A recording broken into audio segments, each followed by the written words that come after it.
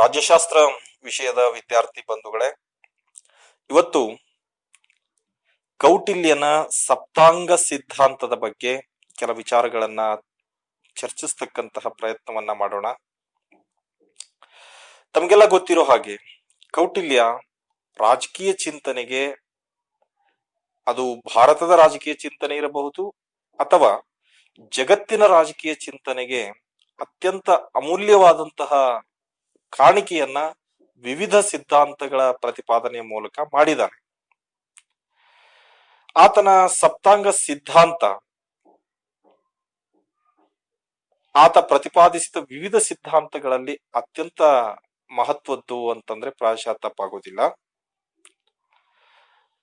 ಜೈವಿಕ ಸಿದ್ಧಾಂತಕ್ಕೆ ಸಮಾನವಾಗಿ, ಅಂದ್ರೆ ಜೈವಿಕ ಸಿದ್ಧಾಂತ ಅಂತಂದ್ರೆ ಜೀವಿಗಳ ಅಂಗಾಂಗ ರಚನೆ ಇರಬಹುದು, ಜೀವಿಗಳ ಬೆಳವಣಿಗೆಯ ವಿಚಾರ ಇರಬಹುದು, ಜೀವಿಗಳ ಒಂದು ಅಧ್ಯಯನವನ್ನ ಕುರಿತಂತೆ ಮಂಡಿಸ್ತಕ್ಕಂತಹ ಜೈವಿಕ ಸಿದ್ಧಾಂತಕ್ಕೆ ಪ್ರತಿರೂಪವಾಗಿ ರಾಜ್ಯವನ್ನ ಜೀವಿಗೆ ಹೋಲಿಸಿ ಜೈವಿಕ ಸಿದ್ಧಾಂತಕ್ಕೆ ಸಮನಾದಂತಹ ಒಂದು ಸಿದ್ಧಾಂತವನ್ನ ಸಪ್ತಾಂಗ ಸಿದ್ಧಾಂತದ ರೂಪದಲ್ಲಿ ನಮ್ಮ ಕೌಟಿಲ್ಯ ಪ್ರತಿಪಾದಿಸ್ತಾನೆ ತನ್ನ ಅರ್ಥಶಾಸ್ತ್ರ ಗ್ರಂಥದಲ್ಲಿ. ಹಾಗಾಗಿ ಸಪ್ತಾಂಗ ಸಿದ್ಧಾಂತವನ್ನ ಜೈವಿಕ ಸಿದ್ಧಾಂತಕ್ಕೆ ಪ್ರತಿರೂಪವಾದಂತಹ ಸಿದ್ಧಾಂತ ಅಂತ ಹೇಳಿ ನಾವು ಪರಿಗಣಿಸ್ತೇವೆ. ಕೌಟಿಲ್ಯ ಹೇಳ್ತಾನೆ, ಸರ್ಕಾರ ಯಾವುದೇ ಮಾದರಿಯದಾದರೂ ಕೂಡ, ಸರ್ಕಾರ ಯಾವುದೇ ಮಾದರಿ ಅಂತಂದ್ರೆ ಅರಸೊತ್ತಿಗೆ ಇರಬಹುದು, ನಿರಂಕುಶ ಪ್ರಭುತ್ವ ಇರಬಹುದು, ಪ್ರಜಾಪ್ರಭುತ್ವ ಇರಬಹುದು, ಯಾವುದೇ ಮಾದರಿಯ ಸರ್ಕಾರ ಇದ್ರೂ ಕೂಡ ಒಂದು ರಾಜ್ಯ ಅನಿಸ್ಕೋಬೇಕು ಅಂತಂದ್ರೆ ಕೆಲವು ಅಗತ್ಯಾಂಶಗಳನ್ನ ಹೊಂದಿರಬೇಕು. ಆ ಅಗತ್ಯಾಂಶಗಳು ಯಾವುವು ಅನ್ನೋದನ್ನ ತಿಳಿಸ್ಲಿಕ್ಕೋಸ್ಕರ ಈ ಸಪ್ತಾಂಗ ಸಿದ್ಧಾಂತ ಅಂತಕ್ಕಂತ ಒಂದು ಸಿದ್ಧಾಂತವನ್ನ ಪ್ರತಿಪಾದಿಸ್ತಕ್ಕಂತ ಕೆಲಸ ಮಾಡಿದ್ದಾರೆ. ಗಮನಿಸಬೇಕಾದ ಅಂಶ ಏನಪ್ಪಾ ಅಂತ ಕೇಳಿದ್ರೆ, ಸುಮಾರು 2300 ವರ್ಷಗಳ ಹಿಂದೆನೆ ತನ್ನ ಅರ್ಥಶಾಸ್ತ್ರ ಗ್ರಂಥದಲ್ಲಿ ಸಪ್ತಾಂಗ ಸಿದ್ಧಾಂತವನ್ನ ಕೌಟಿಲ್ಯ ಮಂಡಿಸಿದ್ರು ಸಹಿತ 21ನೇ ಶತಮಾನದ ರಾಜ್ಯದ ಮೂಲಾಂಶಗಳಲ್ಲಿ ಆತ ಪ್ರತಿಪಾದಿಸಿದ ಅನೇಕ ಅಂಶಗಳು ಪ್ರಸ್ತುತ ಅಂತ ಹೇಳಿ ಅನ್ನಿಸ್ತವೆ. ಅಂದ್ರೆ ಆತನ ರಾಜ್ಯದ ಮೂಲಾಂಶಗಳ ಪರಿಕಲ್ಪನೆ ಏನಿತ್ತು ಅದು ಇಂದಿಗೂ ಕೂಡ ಸಮಂಜಸತೆಯನ್ನ ಪಡೆದುಕೊಳ್ತಕ್ಕಂತ ಕೆಲಸ ಮಾಡಿದೆ. ಹೀಗೆ ಕೌಟಿಲ್ಯನ ಸಪ್ತಾಂಗ ಸಿದ್ಧಾಂತವನ್ನ ಪರಿಚಯ ಮಾಡಿಕೊಂಡಂತಹ ನಾವು ಸಪ್ತಾಂಗ ಸಿದ್ಧಾಂತ ಅಂದ್ರೆ ಏನು, ಸಪ್ತಾಂಗ ಅಂದ್ರೆ ಏನು, ಅದರ ಅರ್ಥವನ್ನ ನಾವು ತಿಳಿದುಕೊಳ್ಬೇಕಾಗತ್ತೆ. ಸಪ್ತಾಂಗ ಸಿದ್ಧಾಂತದ ಅರ್ಥವನ್ನ ನೀವು ವಿವರಿಸಬೇಕಾದ ಅನಿವಾರ್ಯತೆ ಬಂದಂತ ಸಂದರ್ಭದಲ್ಲಿ ಸಪ್ತಾಂಗ ಸಿದ್ಧಾಂತದ ಅರ್ಥ ಅನ್ನೋ ಶೀರ್ಷಿಕೆಯ ಅಡಿಯಲ್ಲಿ ತಾವು ತಿಳ್ಕೊಳ್ಬೇಕಾದ ಅಂಶ ಏನಪ್ಪಾ ಅಂತಂದ್ರೆ, ಸಪ್ತಾಂಗ ಅಂದ್ರೆ ಸಪ್ತ ಪ್ಲಸ್ ಅಂಗ ಸಪ್ತಾಂಗ ಆಗತ್ತೆ. ಕನ್ನಡ ವ್ಯಾಕರಣದಲ್ಲಿ ಸಪ್ತ ಪ್ಲಸ್ ಅಂಗ ಇಸ್ ಈಕ್ವಲ್ ಟು ಸಪ್ತಾಂಗ, ಸವರ್ಣ ದೀರ್ಘ ಸಂಧಿ ಆಗತ್ತೆ ಇದು. ಸೊ ಸಪ್ತಾಂಗ ಅಂತಂದ್ರೆ ಸಪ್ತ ಅಂದ್ರೆ 7, ಅಂಗ ಅಂತಂದ್ರೆ ರಾಜ್ಯ ಹೊಂದಿರತಕ್ಕಂತಹ ಭಾಗ. ಹಾಗಾಗಿ 7 ಭಾಗಗಳನ್ನ ವಿವರಿಸುವ ಸಿದ್ಧಾಂತ ಅನ್ನೋದು ಸಪ್ತಾಂಗ ಸಿದ್ಧಾಂತ ಅನ್ನೋದರ ಪದಶಃ ಅರ್ಥ ಆಗಿದೆ. ಇನ್ನು ವಿಶಾಲವಾದ ಅರ್ಥದಲ್ಲಿ ಸಪ್ತಾಂಗ ಸಿದ್ಧಾಂತ ಅಂದ್ರೆ ಏನು ಅಂತ ಕೇಳಿದ್ರೆ, ಒಂದು ರಾಜ್ಯ ತನ್ನ ಸರ್ವತೋಮುಖ ಪ್ರಗತಿಗೆ ಹೊಂದಿರಬೇಕಾದಂತಹ ವಿವಿಧ 7 ಅಂಗಗಳನ್ನ ವಿವರಿಸುವ ಸಿದ್ಧಾಂತವೇ ಸಪ್ತಾಂಗ ಸಿದ್ಧಾಂತ ಅಂತ ಹೇಳಿ ನಾವು ಹೇಳಬಹುದು. ಅಂದ್ರೆ ಒಂದು ರಾಜ್ಯ ಸರ್ವತೋಮುಖ ಪ್ರಗತಿಯನ್ನ ಹೊಂದಿರಲೇಬೇಕಾದಂತಹ ವಿವಿಧ 7 ಅಂಗಗಳನ್ನ ಚರ್ಚಿಸುವ ಸಿದ್ಧಾಂತವೇ ಸಪ್ತಾಂಗ ಸಿದ್ಧಾಂತ ಅಂತ ಹೇಳಿ ಹೇಳಬಹುದು. ಈ ಕೌಟಿಲ್ಯ ಸಪ್ತಾಂಗ ಸಿದ್ಧಾಂತವನ್ನ ಕುರಿತಂತೆ ವಿವರಿಸ್ತಕ್ಕಂತ ಸಂದರ್ಭದಲ್ಲಿ ನಾವು ಗಮನಿಸಬೇಕಾದ ಅಂಶ ಏನಪ್ಪಾ ಅಂದ್ರೆ, ಒಬ್ಬ ಮಾನವನಿಗೆ ಪಂಚೇಂದ್ರಿಯಗಳು ಅಂದ್ರೆ ತಮಗ್ ಗೊತ್ತಿದೆ, ಕಣ್ಣು, ಕಿವಿ, ಮೂಗು, ಬಾಯಿ, ನಾಲಿಗೆ, ಈ 5 ಅಂಗಗಳು ಮಾನವ ದೇಹ ರಚನೆಗೆ ಎಷ್ಟು ಮುಖ್ಯನೋ ಅಷ್ಟೇ ಮುಖ್ಯವಾಗಿ ಒಂದು ರಾಜ್ಯದ ರಚನೆಗೆ 7 ಅಂಗಗಳು ಅವಶ್ಯಕ ಅಂತ ಹೇಳಿ ಮಾನವನ ಪಂಚೇಂದ್ರಿಯಗಳಿಗೆ ರಾಜ್ಯದ ಸಪ್ತಾಂಗಗಳನ್ನ ಹೋಲಿಸ್ತಕ್ಕಂತಹ ಕೆಲಸವನ್ನ ಮಾಡಿ ವಿವರಣೆಯನ್ನ ನೀಡ್ತಾನೆ. ಮುಂದೆ ರಾಜ್ಯಾಡಳಿತಕ್ಕೆ ಅಥವಾ ರಾಜ್ಯದ ಅಸ್ತಿತ್ವಕ್ಕೆ, ರಾಜ್ಯದ ರಚನೆಗೆ ಕಾರಣವಾಗ್ತಕ್ಕಂತಹ ಸಪ್ತಾಂಗ ಸಿದ್ಧಾಂತದಲ್ಲಿ ಪ್ರತಿಪಾದಿಸಿರೋ 7 ಅಂಗಗಳು ಯಾವಪ್ಪ ಅಂತ ಕೇಳಿದ್ರೆ, ಆ ಮೊದಲನೇದ್ದು ರಾಜ ಅಥವಾ ಸ್ವಾಮಿನ್ ಅಂತಕ್ಕಂಥದ್ದು. ಎರಡನೇ ಅಂಗ ಅಂತಂದ್ರೆ ಅಮಾತ್ಯ ಅಥವಾ ಮಂತ್ರಿಮಂಡಲ ಅಂತಕ್ಕಂಥದ್ದು. ಮೂರನೇದ್ದು ಜನಪದ ಅಂತಕ್ಕಂಥದ್ದು. ನಾಲ್ಕನೇದ್ದು ದುರ್ಗ ಅಂತಕ್ಕಂಥದ್ದು. ಐದನೇದ್ದು ಕೋಶ. ಆರನೇದ್ದು ಬಲ ಮತ್ತು ಏಳನೇದ್ದು ಮತ್ತೆ ಕೊನೆಯದು ಮಿತ್ರ ಅಂತಕ್ಕಂಥದ್ದು. ಅಂದ್ರೆ ಈ 7 ಅಂಗಗಳು ಕ್ರಮವಾಗಿ ಹೇಳೋದಾದ್ರೆ ರಾಜ, ಅಮಾತ್ಯ, ಜನಪದ, ದುರ್ಗ, ಕೋಶ, ಬಲ, ಮಿತ್ರ, ಈ 7 ಅಂಗಗಳು ರಾಜ್ಯಕ್ಕೆ ಇರಬೇಕಾದದ್ದು. ಯಾವ ರಾಜ್ಯ 7 ಅಂಗಗಳನ್ನ ಒಳಗೊಂಡಿರ್ತದೋ ಆ ರಾಜ್ಯ ಸರ್ವತೋಮುಖ ಪ್ರಗತಿಯನ್ನ ಹೊಂದಲಿಕ್ಕೆ ಸಾಧ್ಯ. ಆ ರಾಜ್ಯ ಪರಿಪೂರ್ಣ ರಾಜ್ಯ ಅಂತಕ್ಕಂಥದ್ದು ಕೌಟಿಲ್ಯನ ಅಭಿಪ್ರಾಯ ಆಗಿತ್ತು. ಹಾಗಾಗಿ ಒಂದು ರಾಜ್ಯ ಪರಿಪೂರ್ಣ ರಾಜ್ಯ ಅಥವಾ ಸರ್ವತೋಮುಖ ಪ್ರಗತಿಯನ್ನ ಹೊಂದತಕ್ಕಂತಹ ನಿಟ್ಟಿನಲ್ಲಿ ಗುರುತಿಸ್ಕೊಳ್ಬೇಕು ಅಂತಂದ್ರೆ ಅದು ಸಪ್ತಾಂಗಗಳಿಂದ ಕೂಡಿರ್ಬೇಕು ಅಂತಕ್ಕಂಥದ್ದು ಆತನ ವಿಚಾರ ಆಗಿತ್ತು. ಇಲ್ಲಿ ನಾವು ಗಮನಿಸಬೇಕು, ಆಧುನಿಕ ರಾಜ್ಯಶಾಸ್ತ್ರಜ್ಞರು ಒಂದು ರಾಜ್ಯದ ಅಂಗಗಳು ಅಂತ ಹೇಳಿ, ರಾಜ್ಯದ ಮೂಲಾಂಶಗಳು ಅಂತ ಹೇಳಿ ಕರೀತಾರೆ. 4 ಮೂಲಾಂಶಗಳನ್ನ ಗುರುತಿಸ್ತಾರೆ. ಆಧುನಿಕವಾಗಿ ಒಂದು ರಾಜ್ಯ ಅನಿಸ್ಕೋಬೇಕು ಅಂತಂದ್ರೆ ಜನಸಂಖ್ಯೆ, ನಿರ್ದಿಷ್ಟ ಭೂಪ್ರದೇಶ, ಸರ್ಕಾರ ಮತ್ತೆ ಪರಮಾಧಿಕಾರ 4 ಮೂಲಾಂಶಗಳು ಇರಬೇಕು ಅಂತ ಹೇಳಿ ಆಧುನಿಕ ರಾಜ್ಯ ಶಾಸ್ತ್ರಜ್ಞರು ಹೇಳ್ತಾರೆ. ಆದ್ರೆ ಕೌಟಿಲ್ಯ ಅಂದಿನ ಸಮಕಾಲೀನ ಸ್ಥಿತಿಗತಿಗೆ ತಕ್ಕಂತೆ ಪ್ರಾಚೀನ ರಾಜ್ಯ ವ್ಯವಸ್ಥೆಗೆ ಸಂಬಂಧಪಟ್ಟಂತೆ ಒಂದು ರಾಜ್ಯ ಆಗಬೇಕು ಅಂತಂದ್ರೆ 7 ಮೂಲಾಂಶಗಳು ಇರಬೇಕು ಅಂತ ಹೇಳಿ ಸಪ್ತಾಂಗ ಸಿದ್ಧಾಂತವನ್ನ ಮಂಡಿಸ್ತಾರೆ. ಒಟ್ನಲ್ಲಿ ಸಪ್ತಾಂಗ ಸಿದ್ಧಾಂತ ಅಂದ್ರೆ 7 ರಾಜ್ಯದ ಅಂಗಗಳನ್ನ ವಿವರಿಸುವ ಸಿದ್ಧಾಂತ ಸಪ್ತಾಂಗ ಸಿದ್ಧಾಂತ. ಇದು ಪದಶಃ ಅರ್ಥ.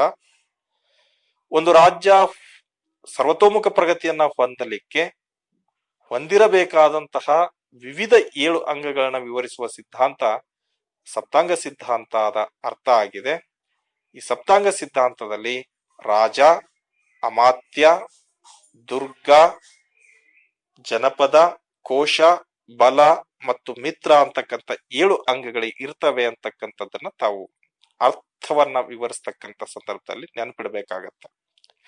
ಇನ್ನ ಸಪ್ತಾಂಗಗಳಲ್ಲಿ ಗುರುತಿಸ್ಕೊಳ್ತಕ್ಕಂತಹ 7 ಅಂಗಗಳ ಸಂಕ್ಷಿಪ್ತ ವಿವರವನ್ನ ನಾವು ನೋಡೋದಾಯ್ತು ಅಂತಂದ್ರೆ, ಮೊದಲನೇದಾಗಿ ರಾಜ ಅಥವಾ ಸ್ವಾಮಿನ್ ಅಂತ ಕರಿತೇವೆ.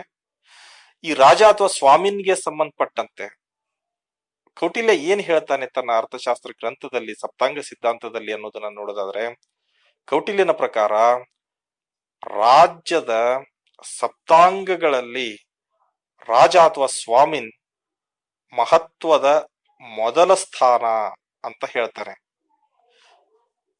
ಮುಂದುವರೆದು ಹೇಳ್ತಾನೆ ಕೌಟಿಲ್ಯ ರಾಜನಿಗೆ ಸಂಬಂಧಪಟ್ಟಂತೆ, ರಾಜನಾದವನು ನಿಸ್ವಾರ್ಥಿಯಾಗಿದ್ದು ಜನರ ಕಲ್ಯಾಣವನ್ನ ತನ್ನ ಕಲ್ಯಾಣ ಅಂತ ಹೇಳಿ ಭಾವಿಸ್ತಕ್ಕದ್ದು ಅಂತ ಹೇಳ್ತಾನೆ. ರಾಜನಾದವನು ಪ್ರಜೆಗಳನ್ನ ತನ್ನ ಮಕ್ಕಳಂತೆ ನೋಡ್ಬೇಕು, ಮಕ್ಕಳ ಹಿತದಲ್ಲಿ ತನ್ನ ಹಿತವನ್ನ ಬಯಸ್ಬೇಕು, ಭಾವಿಸ್ಬೇಕು ಅಂತ ಹೇಳಿ ಕೌಟಿಲ್ಯ ಹೇಳ್ತಾನೆ. ಮುಂದುವರೆದ ಕೌಟಿಲ್ಯ ರಾಜ್ಯದ ಶಾಸನೀಯ, ಆಡಳಿತಾತ್ಮಕ ಮತ್ತು ನ್ಯಾಯಿಕ ಅಧಿಕಾರಗಳು ರಾಜನಲ್ಲಿ ಕೇಂದ್ರೀಕೃತವಾಗಿರಬೇಕು. ಅಂದ್ರೆ ಒಂದು ರಾಜ್ಯಕ್ಕೆ ಸಂಬಂಧಪಟ್ಟಂತಹ ಕಾನೂನನ್ನ ರಚಿಸುವ ಶಾಸಕಾಂಗದ ಅಧಿಕಾರಗಳು, ಮುಂದೆ ಕಾನೂನುಗಳನ್ನ ಜಾರಿಗೆ ತಂದು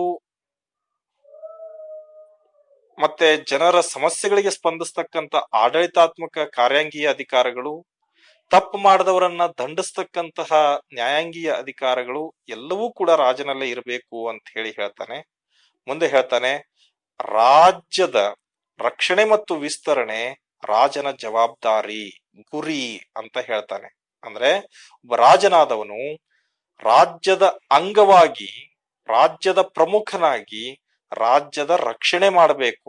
ಪರರು ಆಕ್ರಮಣ ಮಾಡಿದಾಗ ತನ್ನ ರಾಜ್ಯದ ಜನರನ್ನ ರಕ್ಷಿಸಬೇಕು.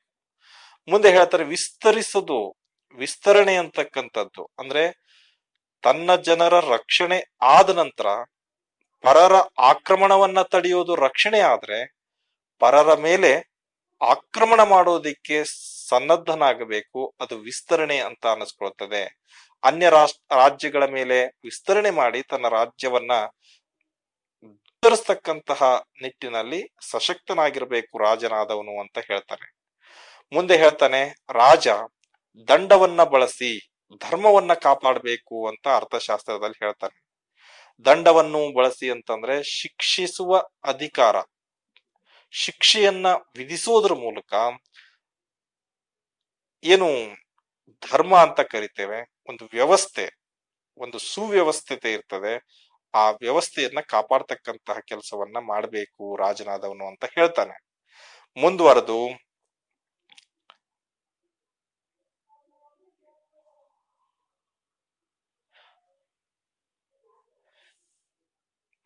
ಏನ್ ಹೇಳ್ತಾನೆ ಅಂತಂದ್ರೆ, ಇಂದ್ರಿಯಗಳನ್ನ ನಿಗ್ರಹಿಸಿ ರಾಜನಾದವನು ಸುಖ ಲೋಭಗಳಿಂದ ಮುಕ್ತವಾಗಿ ಇಂದ್ರಿಯ ನಿಗ್ರಹ ಮಾಡಬೇಕು. ಅಂದ್ರೆ ಈ ಕಾಮ ಕ್ರೋಧ ಮದಮೋಹ ಲೋಭ ಮತ್ಸರ ಅಂತ ಏನ್ ಕರಿತೇವೆ, ಆ ಇಂದ್ರಿಯ ಅಪೇಕ್ಷಿತ ಗುಣಗಳನ್ನ ಬದಿಗಿಟ್ಟು ಜನರನ್ನ ರಕ್ಷಿಸ್ತಕ್ಕಂತಹ, ರಾಜ್ಯವನ್ನ ರಕ್ಷಿಸತಕ್ಕಂತಹ ಕೆಲಸ ಮಾಡಬೇಕು. ಜೊತೆಗೆ ರಾಜ್ಯದ ಉಳಿದ 6 ಅಂಗಗಳಿಗೆ ಆತ ಚಾಲಕ ಶಕ್ತಿಯಾಗಿರ್ಬೇಕು ಅಂತಕ್ಕಂತಹ ಅಭಿಪ್ರಾಯವನ್ನ ಕೌಟಿಲ್ಯ ತನ್ನ ಗ್ರಂಥದಲ್ಲಿ ಹೇಳ್ತಾನೆ. ಮುಂದುವರೆದು ಹೇಳ್ತಾನೆ ಏನ್ ಹೇಳ್ತಾನೆ ಅಂತಂದ್ರೆ, ರಾಜನಾದವನು ರಾಜ್ಯಾಡಳಿತದ ಎಲ್ಲ ಕ್ಷೇತ್ರಗಳ ಮೇಲ್ವಿಚಾರಣೆಯನ್ನ ನಡೆಸಬೇಕು. ಅಷ್ಟೇ ಅಲ್ಲ, ಆತ ರಾಜ್ಯಾಡಳಿತದ ಕೌಶಲ್ಯವನ್ನ, ಬುದ್ಧಿವಂತಿಕೆಯನ್ನ ಪಡೆದಿರ್ಬೇಕು. ಒಂದು ರಾಜ್ಯವನ್ನ ನಿರ್ವಹಿಸ್ತಕ್ಕಂತಹ ಎಲ್ಲ ಚಾಕುಚಕ್ಯತೆಗಳನ್ನ ರಾಜನಾದವನು ಹೊಂದಿರ್ಬೇಕು ಅಂತ ಹೇಳ್ತಾನೆ.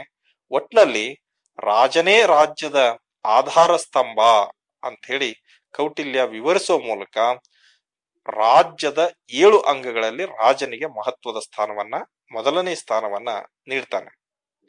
ಇನ್ನ 2ನೇ ಅಂಗ ಅಂತಂದ್ರೆ ಅದು ಅಮಾತ್ಯ ಅಥವಾ ಮಂತ್ರಿಮಂಡಲ ಅಂತ ಕರಿತೇವೆ ನಾವು. ಅಮಾತ್ಯ ಅಂತಂದ್ರೆ ಮಂತ್ರಿ ಅಂತ ಅರ್ಥ ಆಗತ್ತೆ. ಮಂತ್ರಿಗಳ ಗುಂಪಿಗೆ ಮಂತ್ರಿಮಂಡಲ ಅಂತೇವೆ. ಆದ್ರೆ ಅಮಾತ್ಯ ಅಂತಂದ್ರೆ ಪ್ರಧಾನ ಮಂತ್ರಿಗೆ ನಾವು ಅಮಾತ್ಯ ಅಂತ ಕರಿತೇವೆ. ಅಮಾತ್ಯ ಅಂದ್ರೆ ಪದಶಃ ಮಂತ್ರಿ ಅಂತ ಅರ್ಥ ಆಗತ್ತೆ.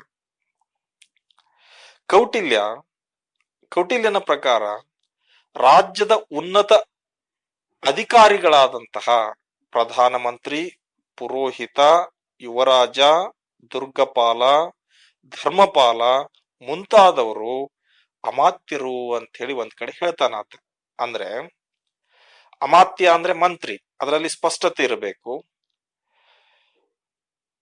ಮಂತ್ರಿ ಒಬ್ಬನೇ ಇರ್ತಕ್ಕಂಥದ್ದಲ್ಲ, ಒಂದು ರಾಜ್ಯಾಡಳಿತದಲ್ಲಿ ಪ್ರಧಾನ ಪಾತ್ರ ವಹಿಸ್ತಕ್ಕಂತಹ ಪ್ರಧಾನಮಂತ್ರಿ, ರಾಜನ ಪ್ರಧಾನ ಸಲಹೆಗಾರ ಪ್ರಧಾನಮಂತ್ರಿ, ಪುರೋಹಿತ ಧಾರ್ಮಿಕ ವ್ಯವಹಾರಗಳ ಮುಖಂಡ ಆಗಿರ್ತಾನೆ, ಯುವರಾಜ ರಾಜನ ಉತ್ತರಾಧಿಕಾರಿಯಾಗಿರ್ತಾನೆ, ದುರ್ಗಪಾಲ ಅಂದ್ರೆ ಕೋಟೆಯ ನಿರ್ವಹಣೆ ಮಾಡ್ತಕ್ಕಂಥವನು, ಧರ್ಮಪಾಲ ಅಂದ್ರೆ ಧಾರ್ಮಿಕ ವ್ಯವಹಾರಗಳನ್ನ ನಿಭಾಯಿಸ್ತಕ್ಕಂಥವನು. ಇವರೆಲ್ಲರೂ ಕೂಡ ರಾಜ್ಯಾಡಳಿತದಲ್ಲಿ ಪ್ರಮುಖ ಪಾತ್ರ ವಹಿಸುವುದರಿಂದ ಅವರೆಲ್ಲರೂ ಕೂಡ ಅಮಾತ್ಯರು. ಅಮಾತ್ಯರ ಗುಂಪನ್ನ ಮಂತ್ರಿಮಂಡಲ ಅಂತ ಹೇಳಿ ಕರಿತಕ್ಕಂಥ ಕೆಲಸವನ್ನ ಕೌಟಿಲ್ಯ ಮಾಡ್ತಾನೆ. ರಾಜ್ಯಾಡಳಿತದ ಪ್ರಮುಖ ತೀರ್ಮಾನಗಳನ್ನ ರಾಜ ತೆಗೆದುಕೊಳ್ತಕ್ಕಂತಹ ಸಂದರ್ಭದಲ್ಲಿ ಅಮಾತ್ಯರ ಸಲಹೆಯನ್ನ ಪರಿಗಣಿಸಬೇಕು ಅಂತ ಕೌಟಿಲ್ಯ ಹೇಳ್ತಾನೆ. ಅಮಾತ್ಯರ ಒಂದು ಮಹತ್ವವನ್ನ ಇದು ಸೂಚಿಸುತ್ತೆ. ಅಂದ್ರೆ ರಾಜ್ಯಾಡಳಿತದಲ್ಲಿ ಪ್ರಧಾನ ಪಾತ್ರ ವಹಿಸ್ತಕ್ಕಂತಹ ಮಂತ್ರಿಗಳ ಸಲಹೆಯಂತೆ ರಾಜನಾದವನು ಪ್ರಧಾನ ತೀರ್ಮಾನಗಳನ್ನ ತೆಗೆದುಕೊಳ್ಬೇಕು. ತೀರ್ಮಾನ ತೆಗೆದುಕೊಳ್ಳುವಾಗ ಅವರ ಸಲಹೆಯನ್ನ ಪಡಿಬೇಕು ಅಂತ ಹೇಳ್ತಾನೆ. ಆಡಳಿತದಲ್ಲಿ ನೆರವು ನೀಡ್ತಕ್ಕಂತಹ ಅಮಾತ್ಯರು ರಾಜನಿಗೆ ಕಣ್ಣು ಮತ್ತು ಕಿವಿಗಳಿದ್ದಂತೆ ಅಂತ ಹೇಳಿ ಅಮಾತ್ಯರ ಮಹತ್ವವನ್ನ ಕೌಟಿಲ್ಯ ಎತ್ತಿ ಹಿಡಿತಕ್ಕಂತ ಕೆಲಸ ಮಾಡ್ತಾನೆ. ಈ ಕೌಟಿಲ್ಯ ತನ್ನ ಅರ್ಥಶಾಸ್ತ್ರ ಗ್ರಂಥದಲ್ಲಿ ಅಮಾತ್ಯರಿಗೆ ಕೆಲವು ಅರ್ಹತೆಗಳನ್ನ ನಿಗದಿಪಡಿಸ್ತಕ್ಕಂತ ಕೆಲಸ ಮಾಡ್ತಾರೆ. ಅಂದ್ರೆ ರಾಜ್ಯದ ಪ್ರಮುಖನಾದಂತಹ ರಾಜನಿಗೆ ಕಣ್ಣು ಮತ್ತು ಕಿವಿಗಳಂತೆ ಆತನ ಎಲ್ಲ ನಿರ್ಧಾರಗಳಲ್ಲಿ ಪ್ರಧಾನ ಪಾತ್ರ ವಹಿಸ್ತಕ್ಕಂತಹ ಈ ಮಂತ್ರಿಗಳಿಗೆ ಕೆಲವು ಅರ್ಹತೆಗಳಿರಬೇಕು ಅಂತ ಹೇಳಿ ತನ್ನ ಅರ್ಥಶಾಸ್ತ್ರ ಗ್ರಂಥದಲ್ಲಿ ಹೇಳ್ತಾನೆ.